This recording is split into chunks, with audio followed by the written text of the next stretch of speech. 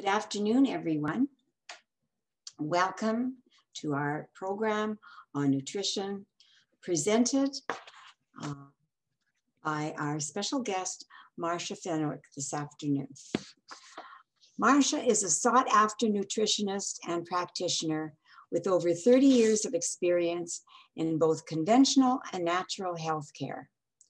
Marsha started her career in healthcare as a registered respiratory therapist, working in the neonatal intensive care unit in downtown Toronto. Marsha also has a private practice in Toronto where she educates and inspires individuals how to optimize their health through the power of food. And she also provides an individualized and realistic approach. Marsha is also a certified cancer coach and specializes in sustainable and healthy weight loss, digestive health, women's health and hormones, diabetes, heart health, cancer prevention, and recovery. And I would like to welcome Marsha Fenwick, our special guest this afternoon. If you should have any questions, please put them into the Q&A and we will address them at the end of Marsha's presentation. And also, please refrain from asking personal questions. Thank you so much. And Marsha, please take the stage. Good afternoon, everyone, and welcome. What a beautiful afternoon. And thank you, Geeti, Carol, and Anna, and the women of Adath for inviting me. I'm so excited and honored to be sharing on how the power of nutrition is directly related to our well-being and can be one of the most powerful tools to improve our health in our daily lives. As the road ahead is going to get brighter, and as we continue to vaccinate, social distance, and wear our masks, I believe it's also time to connect the dots with what we can control and make nutrition a priority. So today, I'm going to provide an overview in a few areas on immune and gut health, on plant-based eating, and on food and mood. And I'm going to leave you with tips, takeaways, and strategies that I hope you can implement right after. And looking forward to answering some questions at the end. As a registered holistic nutritionist and cancer coach, and having worked in healthcare for over 30 years, I have seen firsthand that what we eat is directly linked to how we feel. I used to be someone who lived off of sugar, chocolate, coffee, and diet pop while working shift work in the hospital at Women's College Hospital. This led to digestive upset, low energy, poor sleep, and sugar cravings for myself. One day, my husband Stan came home and bought me this. Oh, Marsha. Well, this is true. I am not a believer in restricting foods, rather in inspiring and empowering individuals how to upgrade their food as fuel without feeling deprived. And wait until the end, where I'm going to show you my brownies, which I've also shared the recipe with, as well as a great plant-based salad. Unfortunately, we are overfed and undernourished. And over the past 50 years, our industrialized and modern food chain has provided us with many processed foods, which are high in calories, yet low in nutrients. As a result, this has proven to be a contributing factor to many chronic illnesses, such as diabetes, heart disease, high cholesterol, neurodegenerative disease, weight management issues, and cancers. And this has been increasing with severity and increasing in prevalence.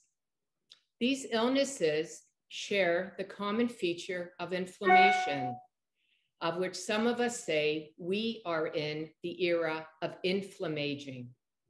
However, I have good news. There is a lot we can do to change this trajectory.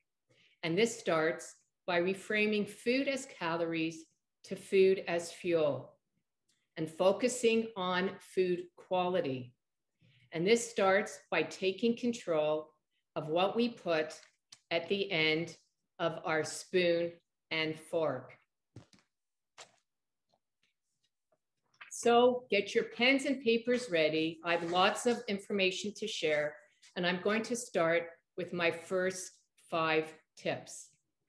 Number 1, in order to build a healthy plate, we must remove the obvious inflammatory foods, such as refined sugar, also from liquid calories, processed wheat and flour, as well as many vegetable oils, such as corn and canola, that are very inflammatory, and begin replacing with whole, real foods that are natural from farms and fields and not from factories, which will help reduce processed foods. By eating real food, we are nourishing our brains and our body with vitamins, minerals, fiber, antioxidants, proteins, and fats, and even thinking of spices as well. Think about shopping in season. Some examples to replace, for example, is an orange, which contains fiber, as opposed to orange juice, which is very processed and has 24 grams of sugar in 1 glass of orange juice. Another good substitution would be a side dish of sweet potato fries as opposed to French fries. Or as well, think of a cup of oatmeal as a good breakfast to start, as opposed to cereal-based sugar-laden boxes or granola. Some good strategies for shopping for whole foods would be visiting some of the smaller grocery, fruit, and vegetable stores, as well as shopping the periphery of stores where we find fresh produce, fruits and vegetables, and clean protein. I also recommend looking at labels, and rather than only looking at calories, which again is not a place of promoting health, but looking at, does your food contain sugar? As in 4 grams of sugar is a teaspoon. And I try to recommend that as a baseline to not pick up products with higher sugar than that.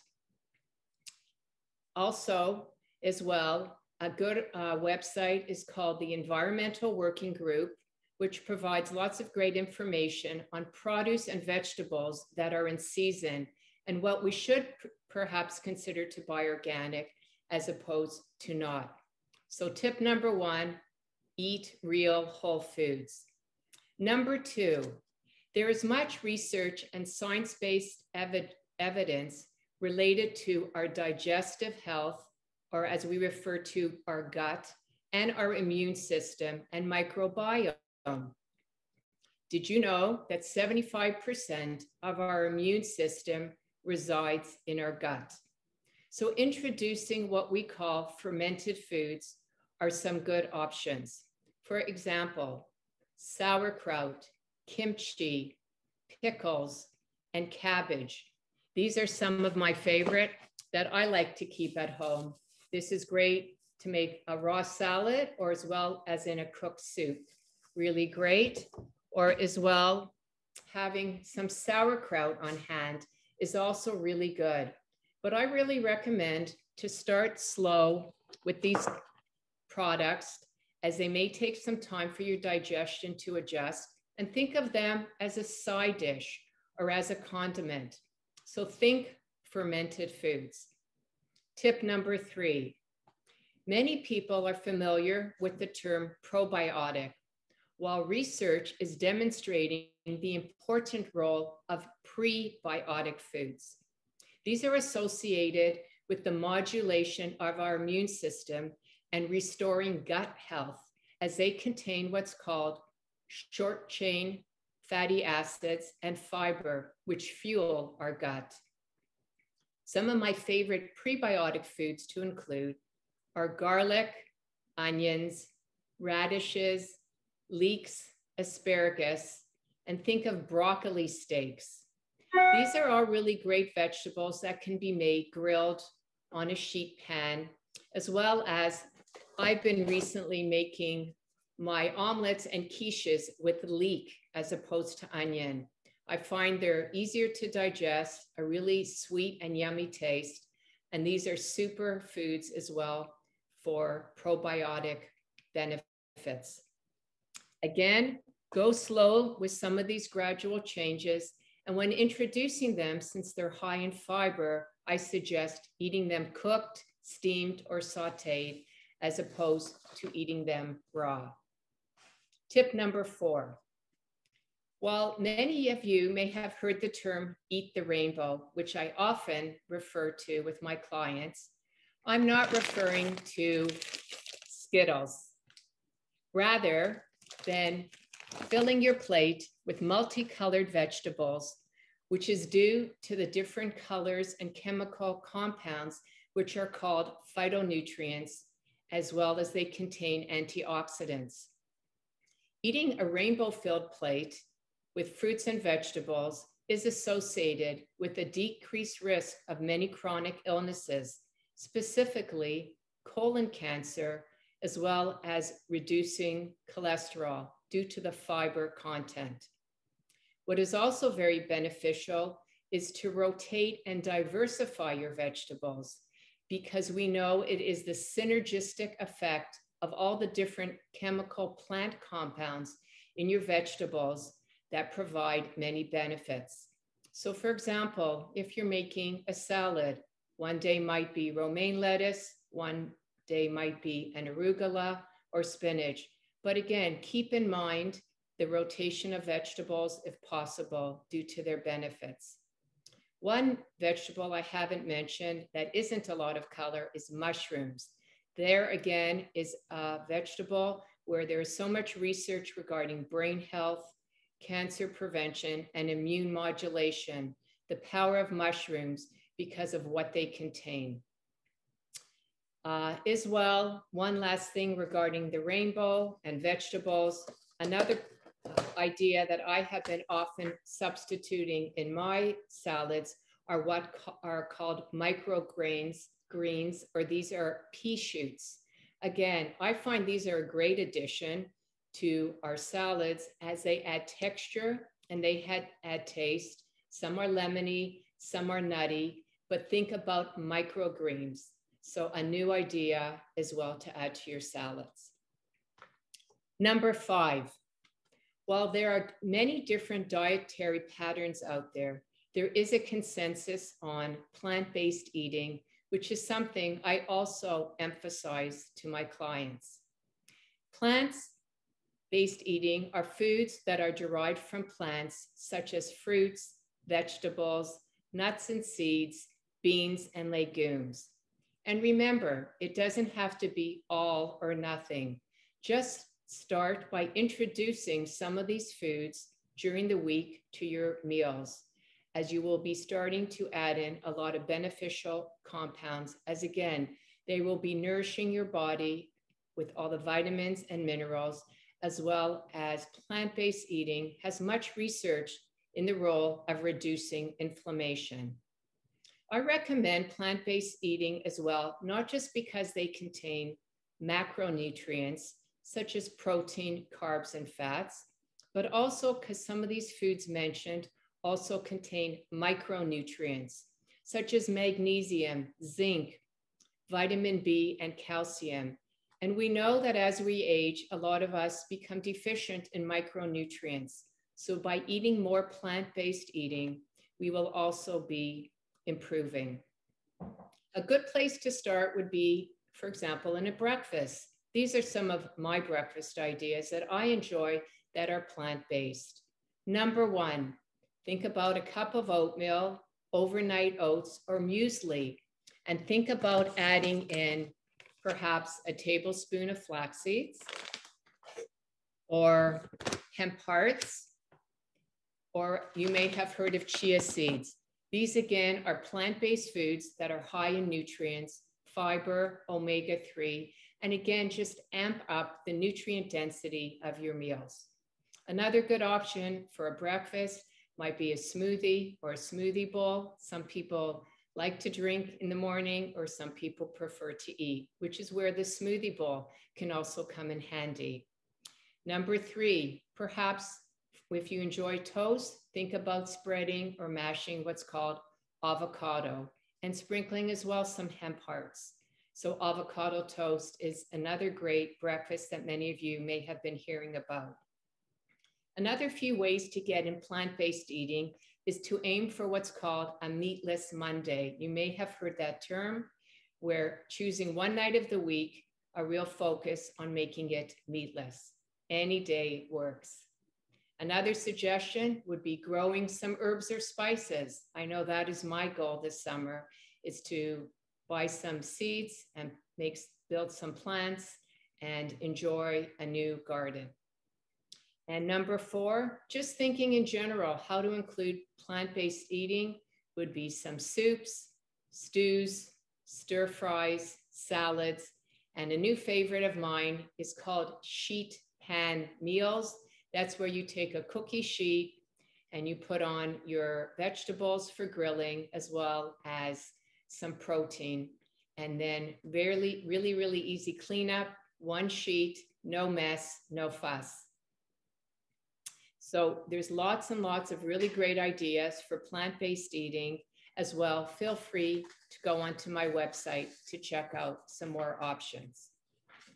Along with what to eat, it's also important to be mindful of when to eat. And what I'm referring to is what's called intermittent fasting, which many of you may have heard about already.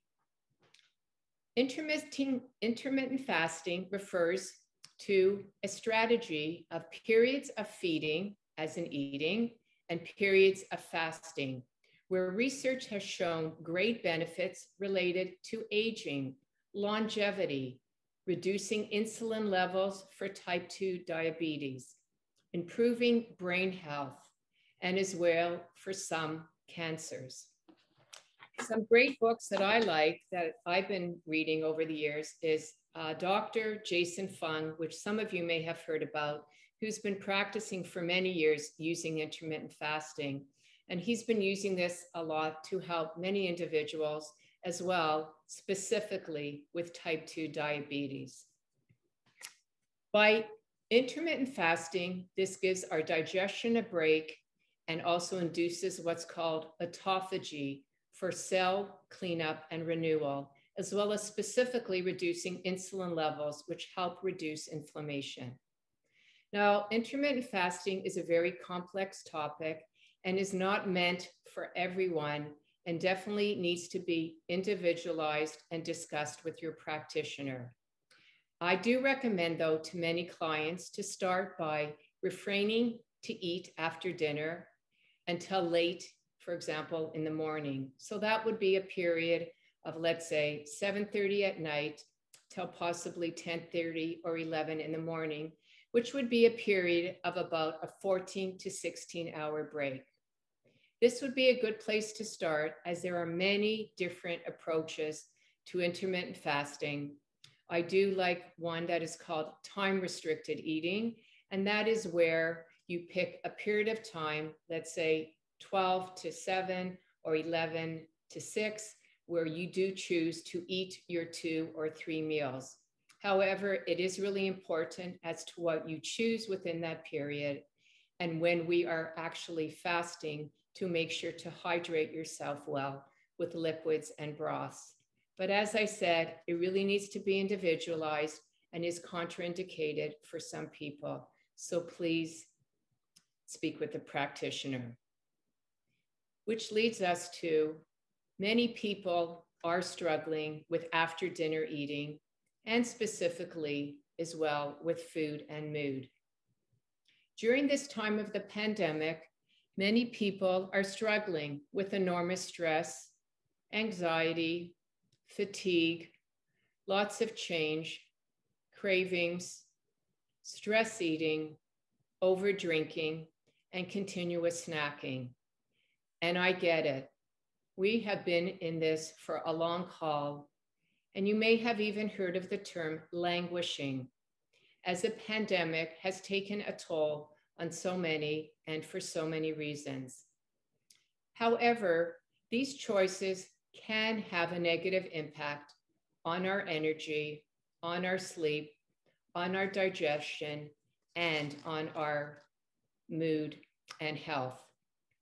Specifically, our brain has neurotransmitters, which are chemical messengers, which convey signals all the way from our brain to our gut via the vagus nerve. The relevance of this is that 95% of our feel-good hormones, such as serotonin and dopamine, are actually made in our gut. Therefore, healthy gut makes for a healthy brain. And it's really, really important to start becoming more aware and mindful of some of these choices. So I have another 5 nutritional tips and strategies that I hope will help to calm the mind and to help us thrive, as after all, food is a connection and is meant to be for enjoyment. Tip number 1, I recommend to choose high quality protein foods that are rich in amino acids, and they help to produce neurotransmitters. It's really very important to consider a protein source at each meal, and specifically at our breakfast or the first meal of the day. Some good sources of protein include eggs, fish, piece of chicken, turkey, beans, legumes. These are all quality protein sources, as well as some plant-based eating, of which I haven't referred to yet. One of our new favorites is called tofu. You may have heard of tofu or tempeh. I do recommend buying it organic or non-GMO. Many people have been afraid to eat tofu. However, the research has shown that it actually provides many health benefits, and again, is a great source of plant-based protein. It's even great for breakfast in the morning as what I call a tofu scramble. So this is a really good option, as well as some of the other proteins I mentioned, and some new ideas for some might be what's called collagen powder. This is a brand called Organica, as well as this is a product called Great Lakes Collagen, which is a kosher protein as well. These are great because these are protein sources that can be used hot or cold. So for example, even in your cup of coffee or tea, you could put a scoop of collagen, and it's got a great source of amino acids that will help build protein. And it's quick and it's easy, and you may not always want to make a shake, but you can get some collagen in as well. Collagen is also great in cold drinks, so you can put it just in some plain cold water. So tip number 1, always include protein in each meal, specifically for your breakfast or the first meal of the day. Number 2, balancing our blood sugar by choosing low carb and low glycemic index options. Now again, many people I meet are watching their carbs, whether it's regarding weight or for different issues. But I don't want people to fear carbs. I want people to understand good quality carbs, as in low glycemic, meaning they have a very slow response to increasing our blood sugar. And this is also related to what we call metabolic flexibility, because many of us respond differently to carbs. Some of us can eat a lot, and some of us have to literally measure a half a cup. But there are many good healthy carb substitutes, and I wanted to show you some. So again, related to a side dish, sweet potatoes are great, brown rice is great, or something you may have heard of also called cauliflower rice that you can buy ready to go in the grocery store, or as well, you can buy it and just grate it and make it yourself. So those are some good lower carb side dishes rather than having potatoes or rice, or now getting onto another favorite for many would be pasta. There's so many great, what I call pasta options that again are lower in carb because they contain fiber or protein, which lowers again our carb level and lowers the glycemic index. Some good examples of pasta that you may not have heard of before are one of these called black bean pasta. Again, most of these foods are readily found in the grocery store. This one is very high in protein and very high in fiber. So again, a great carb substitute for a lunch or dinner. Another really good option might be if you've heard of an edamame pasta, or as well a chickpea pasta. These also are very low in carbs. They're great as a pasta substitute as well. Or there's a great website out there called naturamarket.com, N-A-T-U-R-A market.com. And they have really, really great pasta substitutes that you may also enjoy. As well as if you're looking for some ideas for breads or bagels, also I recommend some lower carb breads. One of my favorites is called Slice of Life bread, which is made from flax seeds and good protein and almonds. So again, you're choosing some carb substitutes that are loaded with real nutrients rather than buying processed flours or breads that again are not nutrient dense. The key here is thinking about nutrient density. Some other good carb substitutes that I also enjoy are what's called rice paper wraps. These again are great. All that's involved is soaking them in a little bit of water to softening them, putting in some chopped vegetables with some protein of choice or keeping them vegetarian, and just rolling them up. Again, very low in carbs, and as well as similar ones to these would be called nori wraps. So these again are good options, low in sugar, or look for a lettuce wrap or other ones out there such as a coconut wrap, or you may have heard one, paleo wrap.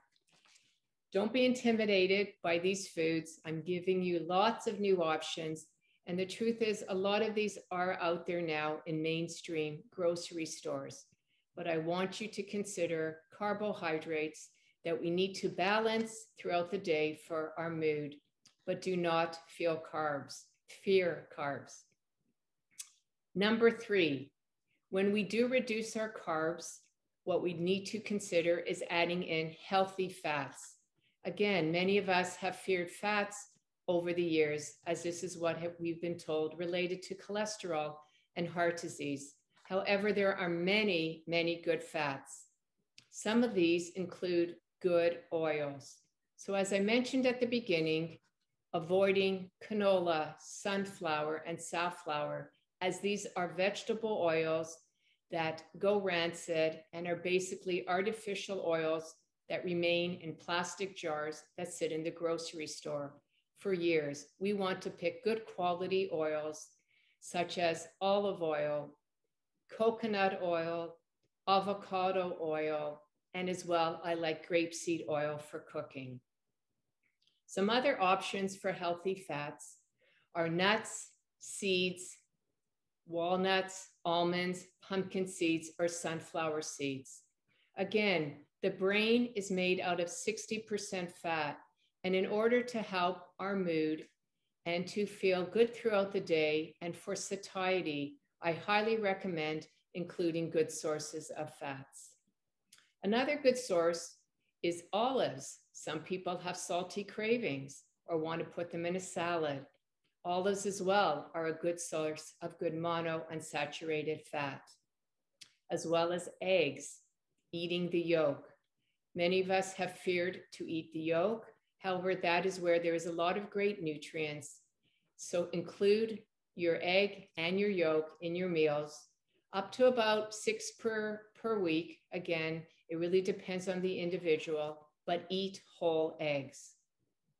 And lastly, related to fats is my favorite one.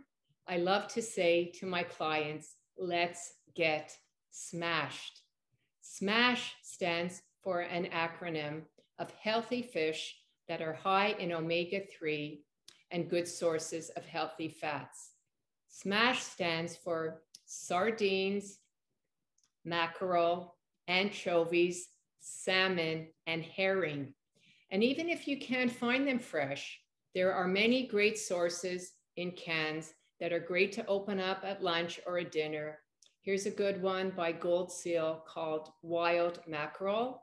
Again, if possible, buying wild fish is great. It's a better, cleaner source. Here's a great brand called Raincoast. And these are also wild Pacific sardines, as in water.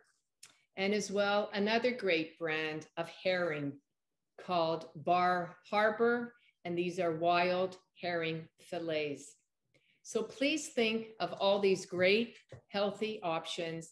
They can be bought fresh as a whole fish, or again, don't be afraid to buy them in some cans as well.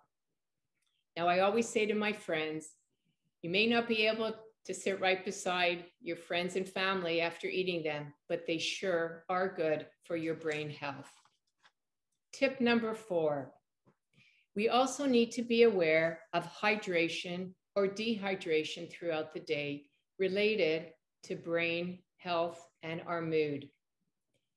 This can be related again to low energy or disturbance with sleep when we are perhaps have an excess of certain liquids such as caffeine, alcohol, or even diet pop, as these play a role again with energy and gut health, as well as disturbance with sleep.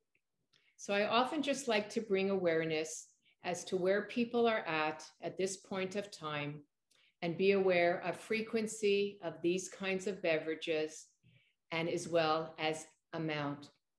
So this just starts with awareness and learning about substitutes. Again, some of my favorite ways to increase hydration are, again, thinking about carrying a bottle of water with you or just having beside you throughout the day a carafe of water. If you like it plain, that's great. Or flavor it up with mint, cucumber, lemon, whatever you might like. If you're someone who's drinking a lot of caffeine, which again can increase your cortisol or can interfere with sleep, there are other options that can help as substitutes, of which one of them I like and enjoy is called Dandy Blend, as well as thinking about lowering our caffeine intake by drinking matcha tea, green tea, white tea. Those teas are very nutritious, high in antioxidants, however, lower in caffeine, as well as drinking some, I love to use watermelon, and by putting them into ice cube trays. So some of these fruits can be very delicious when we freeze them, put them in a tray, pop them out, and also they can be very refreshing. So think about hydration as well, related to food and mood, as sometimes we need to reduce, become aware, and make some substitutions. And lastly, my tip number 5. Many people are asking, what are healthy snacks? And I know that we've been home for a long period of time, and many of us are back and forth in the kitchen, and I get it. There are many substitutes and good options and swaps for snacking. Of course, I always recommend to go with whole real foods if possible. So having cut up some fruits, some vegetables, some dips like hummus or guacamole, or also, for example, pairing half an apple or a banana with some nut butter. These are all great healthy choices and snacks, as well as even some nuts and seeds. Although I get that we don't always have time, or we always sometimes feel like something different. So I have some other great grab and go ideas for you as well. For someone like myself who has a sweet tooth, I often like what's called smart sweets. These again are very low in sugar, only 3 grams, and nice, sweet, chewy, and are a good option. As well, looking at perhaps some protein bars, but reading ingredients and looking at the sugar content, as those can make a big difference. Grabbing some dark chocolate is another great option for a healthy snack. Many people ask what percentage, 60, 70%. That's good quality chocolate, and as well is much lower in sugar than other chocolates. Or as well, perhaps making a homemade granola. And I have some great recipes on the website that you may enjoy that have much less sugar as well. And for those of you that like salty snacks or cravings, I like a few of these as well, called by 3 Farmers, crunchy little lentils. They're a good source of protein and fiber. They come in many different flavors, barbecue, sea salt, a really good option when you want something salty and crunchy. Another great snack that I also really enjoy are these beet chips. Really delicious. Again, they are a source of fiber. I find they're great just to snack on their own, or also I like to crunch them and sprinkle them on top of a salad, which gives it a really good crunch and salty as well.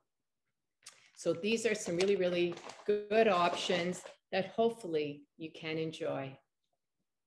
So to conclude, I believe you can have your cake and eat it too.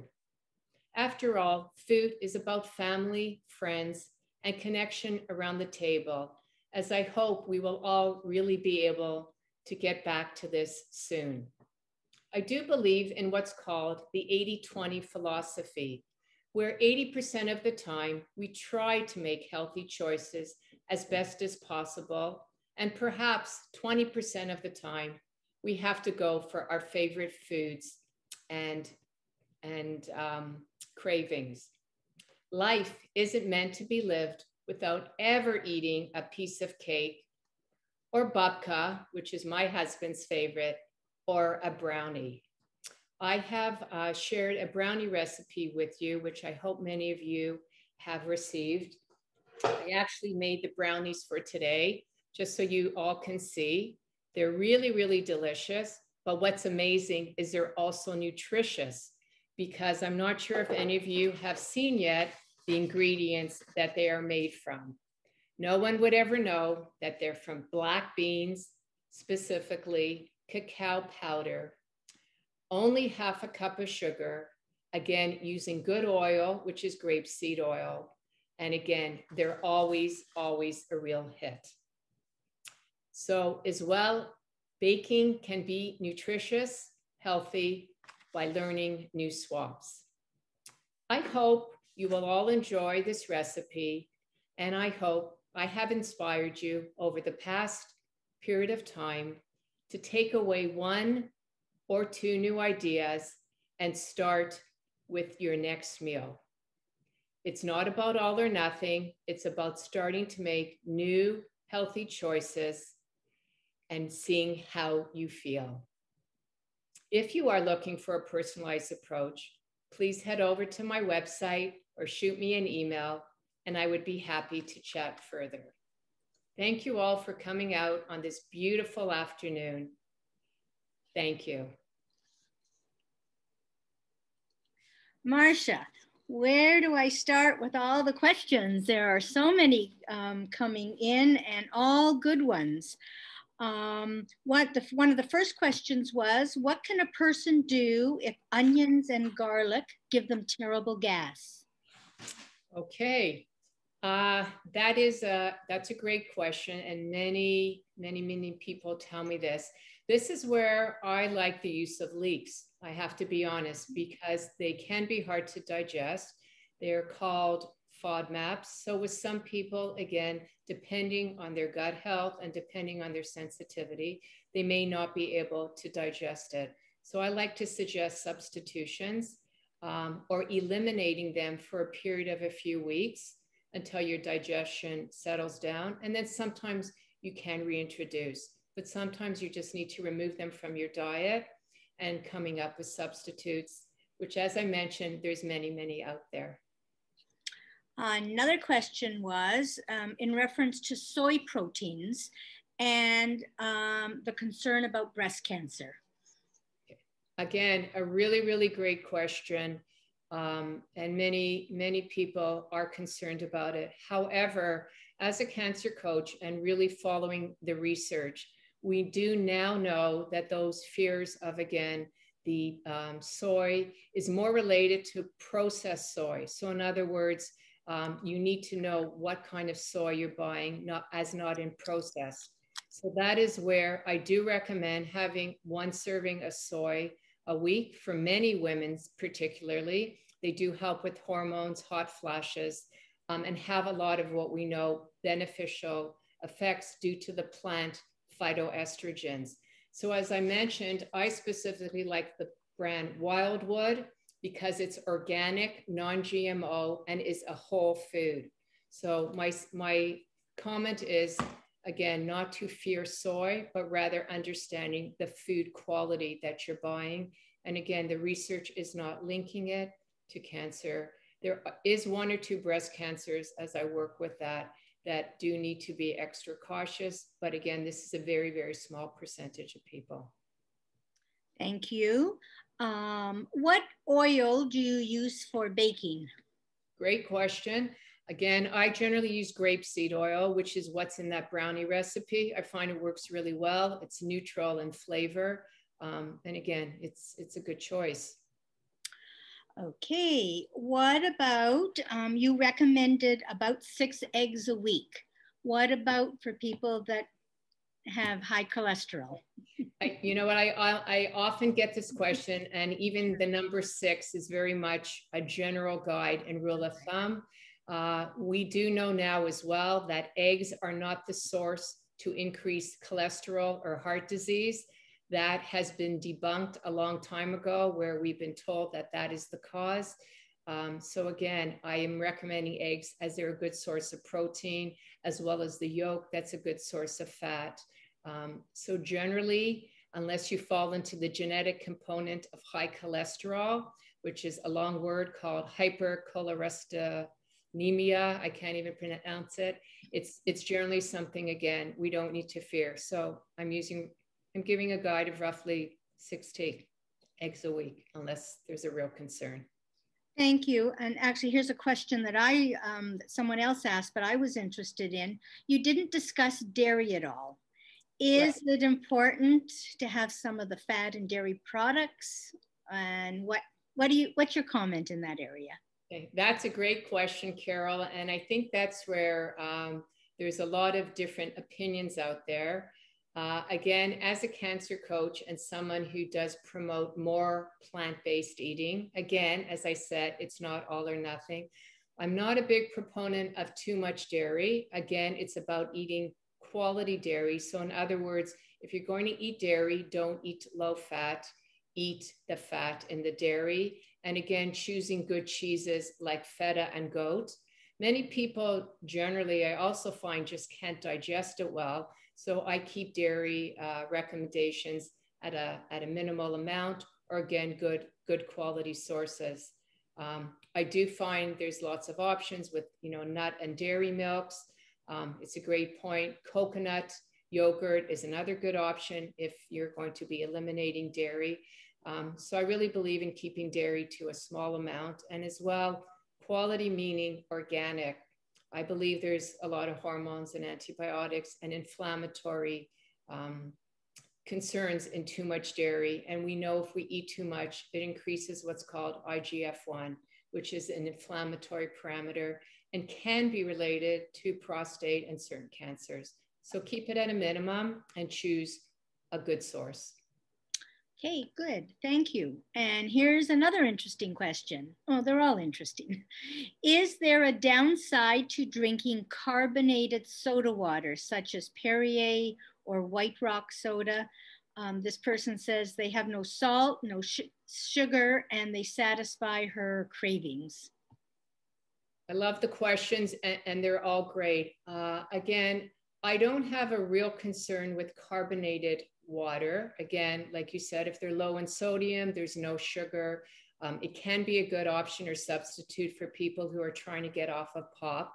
The only concern is sometimes carbonated water drinks can have an impact on, again, digestion, where I do hear from people, they may have reflux or a little bit of heartburn or a little bit of bloating. So again, that's where going through food journals and trying to identify what people are eating and drinking.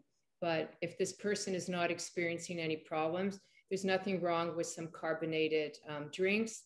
Again, but be careful with some of these drinks have what I call artificial sweeteners. Even though they may not contain sugar, we do know that our gut and microbiome is directly affected by these artificial sweeteners. So even though they may not contain calories, they do have an impact on our gut. Okay, what about, someone was asking about monk fruit sweetener. What is your thought on that? Monk fruit, I do recommend. I actually enjoy that as well. I think it's a great sugar substitute. It is considered a natural source. I do find it a little bit sweet, so I wouldn't do a 1-to-1 ratio swap, but it is a good substitute in that it is natural. And again, it can be used in many recipes.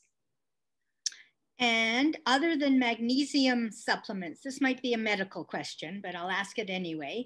Are there other dietary sources or solutions for night cramps? You are right about magnesium. Again, it's a supplement, so it does need to be individualized. But again, many people are taking it, and I appreciate the comment. So as far as that, I also sometimes recommend taking Epsom salt baths. If people, you said, have cramps, Carol? Yes, leg cramps at night. Leg cramps, right. So sometimes, again, Epsom salt baths are good. Eating more foods that are rich in magnesium on top of the supplements. So those are nuts and seeds. And then as well, sometimes I find people are dehydrated when they're experiencing cramps. So again, increasing hydration. And then really just specifically looking at their actual food journal to see sometimes it's not just what we may be eating too much of, but what we may be deficient in. So it's what do we need to add into the diet. And another question was about cutting salt.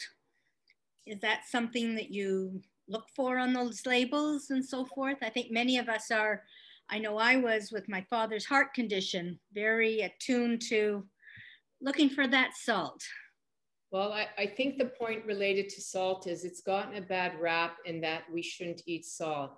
What I refer to is what we shouldn't eat is processed salt. So that again is in processed foods, really cold cuts. And those are the areas where we want to avoid salt. But using real salt or Maldon salt or Himalayan salt, again, we do know that our body needs salt. So using it in its whole food, or again, sprinkling it in your soups or in salads, I do have no problem at all with having salt. It's more the processed forms of salt that really are the problem when people have high blood pressure or retaining water. And that's again where, you know, I hope food has so much power and really has so much nutrients. It's all about food quality. And that's really what I feel has been missing from the conversations, is understanding food quality as opposed to worrying about some of these others. So these are really great questions. Great. Somebody asked, what's a smoothie bowl? I think you made reference to that. No, that's a great question too. So I like to introduce, you know, whole foods and new breakfasts to people. And many say, you know, smoothies aren't my thing. You know, I don't want to drink it. I want something that I can eat. So a smoothie bowl is similar to a smoothie in that it's thicker, so it can be eaten with a spoon. So an example of that would be some fresh fruit to start. Then I like to balance it out with some greens. And then I like to add in some healthy fats, which is what will give it the creaminess in a bowl. So that would be generally half an avocado. Then you would need to add in a form of protein. So that might be some collagen, it might be some hemp hearts, it might be a protein powder, and then you add in flax or chia, and then your liquid. So what I'm trying to get at is we want to add in very similar nutrients to what the smoothie might be, but in order to make it thick into a bowl, you would add in a source of healthy fat that makes it creamy, and then we play around a little bit with liquid.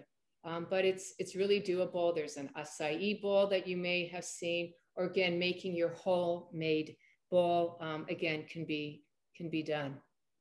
Good. And one more question. What are suggestions for arthritis and inflammation? What foods to help? So as I mentioned, what's really important when I hear from individuals that they want help with this is we want to first look at what we need to remove. Arthritis is a form of inflammation.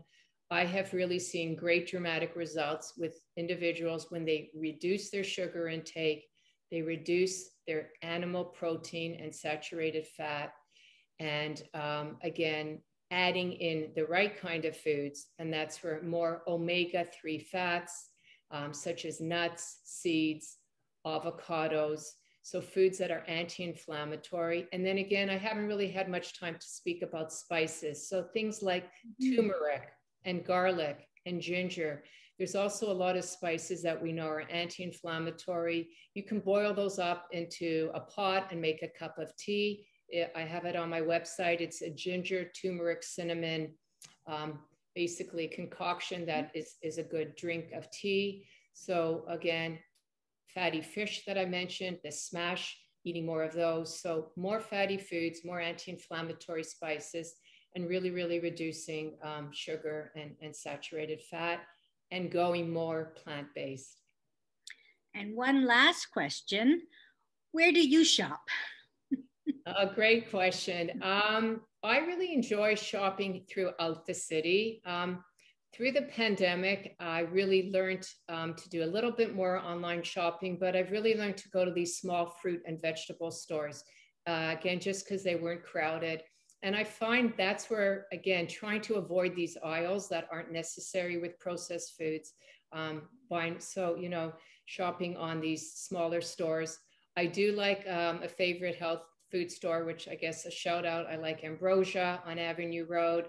I also, because they have a wide range of everything. Healthy Planet is also great, but really a lot of local grocery stores are good as well. You know, Longo's, Loblaws, and really 90% of what I've shared with you today can be found at most of these stores, even the carb substitutes. You might have to go online for some of them, but really a lot of this is mainstream.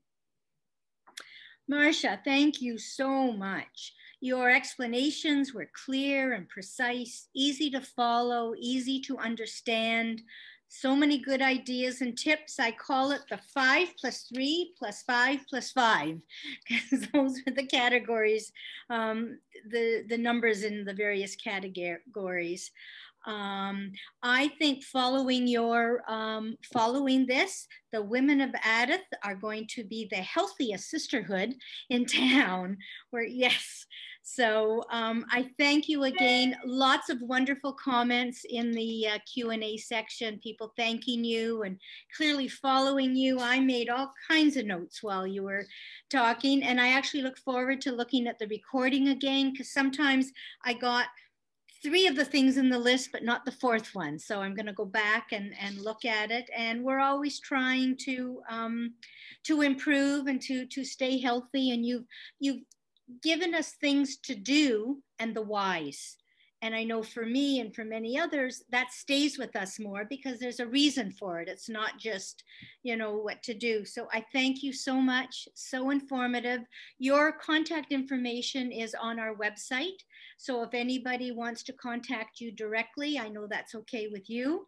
And you've also mentioned that, you know, you've got some other things. That tea sounded great. You've got that on your, listed on your website. I'm definitely going to look that one up. And this is great. And to everybody that has joined us, we thank you, Women of Adath.